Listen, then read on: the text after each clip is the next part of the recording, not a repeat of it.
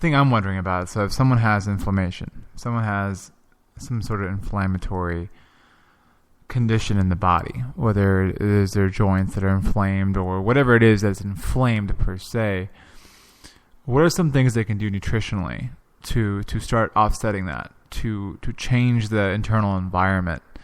What kind of things can they add to their body? Because I know, of course, intuitively, if you cut out certain things, yeah, you will feel better. But I'm wondering, like, what kind of things would you add that are anti-inflammatory? Because people don't, when they think anti-inflammatory, they think NSAIDs, like the steroid anti-inflammatory drugs. And so, like, no one really thinks in terms of foods being anti-inflammatory. So, like, what would you recommend?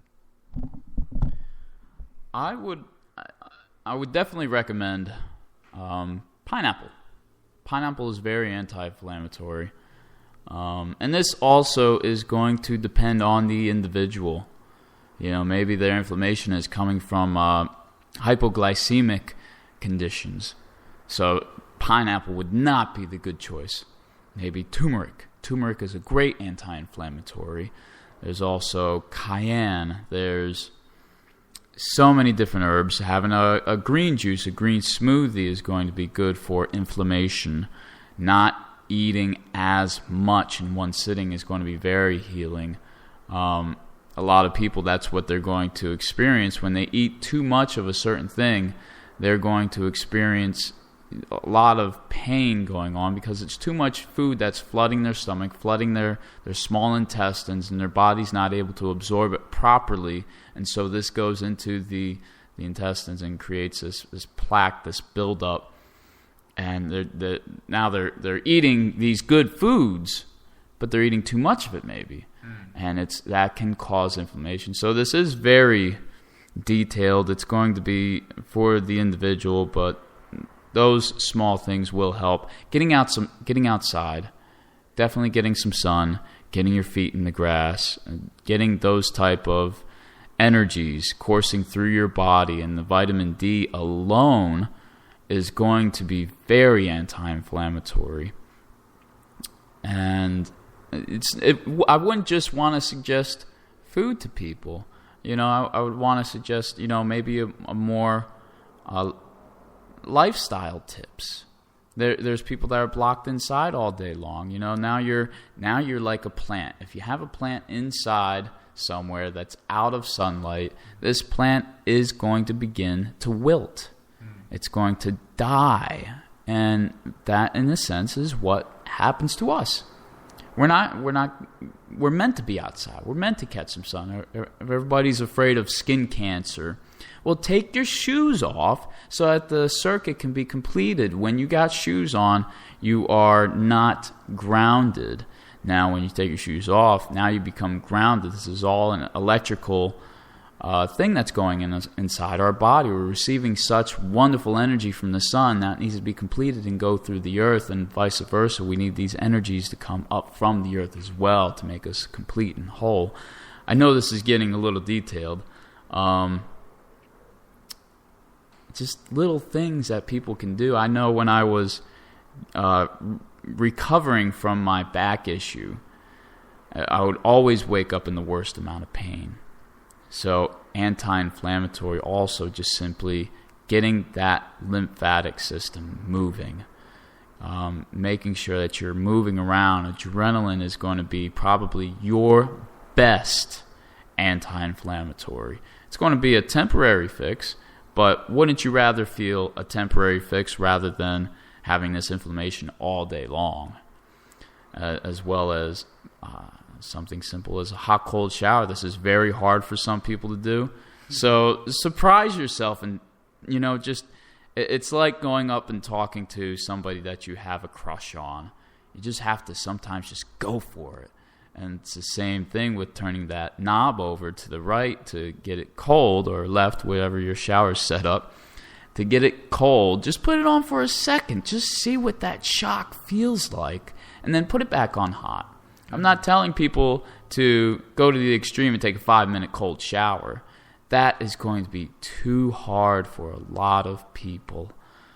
But that also contributes to getting that lymphatic system moving. So that's also a great I think, in my opinion, getting your lymphatic system moving, whether it be through exercise, dance is a wonderful way to do it as well.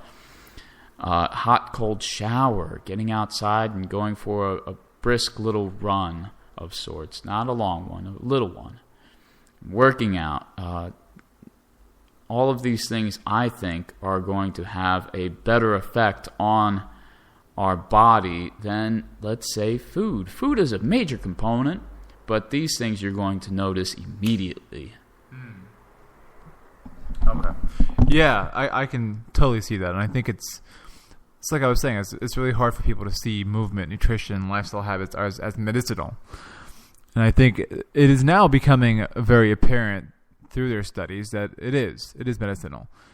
And something as small as not having enough magnesium, or not having enough vitamin D, or not having enough calcium, all the things you get from your vegetables, from your high-quality meats, from your high-quality carbohydrates, things of that nature, those things affect the expression of thousands and thousands and thousands of genes in our body. Like, yeah, we're given a genetic code, whether it be from our parents, whatever it is, we're given this code, but the code has to be expressed a certain way. That means the code has to be transcribed.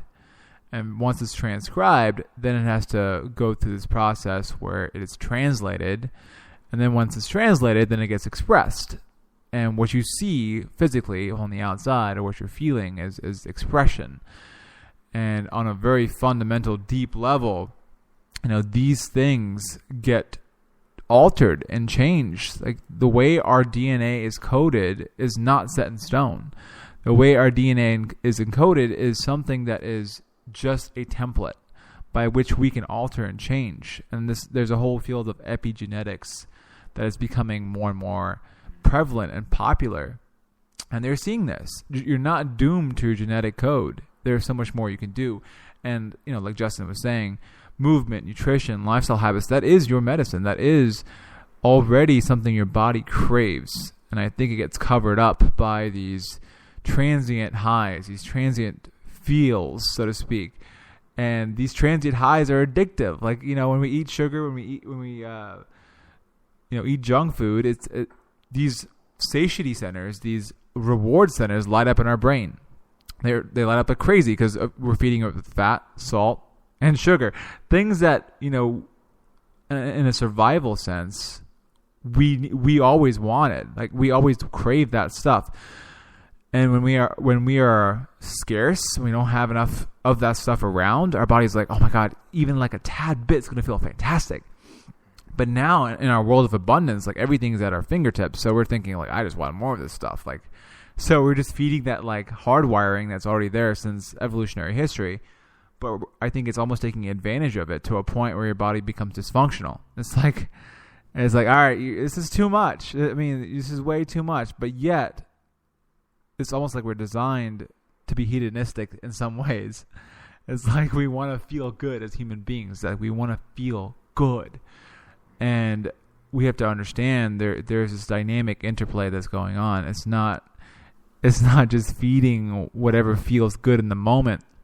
There are repercussions, there are consequences, and that's why foods that are high in vitamin and mineral content, and then movements that nourish our bodies in more than just one way. They're strengthening muscles that have been dormant for years, or you're moving blood throughout your system. You're moving your lymphatics, like Justin was saying. That's so important for your immune system. Putting foods that enhance the bacterial environment in our stomach, like probiotics, kombucha. That's something that's so important. Kimchi, some yogurts even. Those things are so heavily important. And even when it comes to movement and breathing, and just taking in those deep breaths through our diaphragms, things that we take for granted, they make all the difference. And if you think you're doomed to your genetics, think again. Like, literally, it will change your entire paradigm. It will change who you are as a person, who you're being, and who you're expressing. What you're expressing is not something that's just there. It's something you're consciously choosing to do. There's something that you're choosing to do that's affecting what you're expressing. And I think that's so interesting. Where'd it go from there? That was very well put. So I would even like go as far as to say, you know, with all this information, with knowing that, you know, you can change the way you express your genes, like knowing that and having that equipped knowledge of that fact, that empowerment, it's like, you know, we were talking about having people put like small habitual changes into their life, making it a lifestyle, right? People always say this. It's like, oh, it's a lifestyle. It's not just a gym. It's a lifestyle. Everyone says it so easily, and it's like, how do you make it a part of your lifestyle? We talked about habitual changes, but what do you look for in terms of, is this working or not? Like, you know, is this drinking water making me feel good, or what is it supposed to do? What is drinking water supposed to make me able to do? What is putting probiotics in my gut supposed to help me do? What is moving in this particular way supposed to help me do? Like, what kind of things would you say to people that they should look for? Because they're just like, oh yeah, I guess I feel good. You know, like what should they look for? I'm glad you led that way. I really do think it's belief. The power of belief is going to be something incredible. You have to believe that this water is going to hydrate you. You have to believe that this food is going to nourish you. You have to have a strong mentality for these things to actually follow through. I remembered in my past personal training days, I remembered having this person that was just so doubtful. He knew that he couldn't lift a single thing. You know, I gave him, 5-pound weights in his hands. This man could barely lift them up above his shoulders.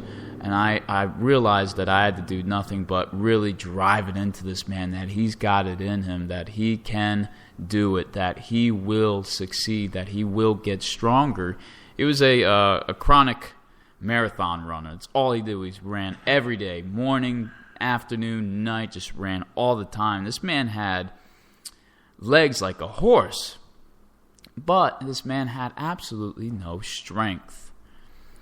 And to see this guy transform, it took a lot of energy from myself, because I really believed that he had it in him to be able to run marathons. You have to have balls to be able to complete something like that. And so I knew this guy had it in him. So I was constantly, encouraging him and constantly telling him he can do it, constantly rewarding him with whatever feat he was able to accomplish. And the same goes with dis-ease. People that are experiencing chronic pain and they just want relief.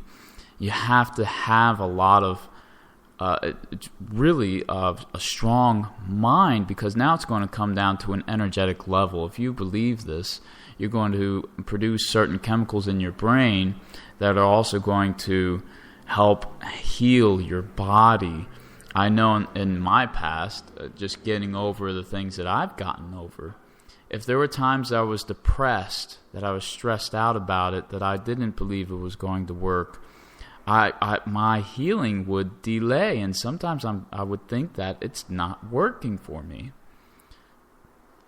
And so then when my mind would get sick of all that, I can only be depressed for so long before my mind would not have it and said, no, you're going to get better. I'm thankful that I have such a mind that knew I was going to succeed in whatever I put in my mind to. And that can, a lot of people that are really heavy into quantum physics or new age beliefs, I think this would make a lot of sense for them, that just perceiving and having these positive thoughts in your person all the time. And you have to also change your environment a little bit. You have to have where you're sleeping, who you're hanging out with, and all these facets of life. These also have to scream encouragement, positivity. You're in a bad area, bad relationship, bad,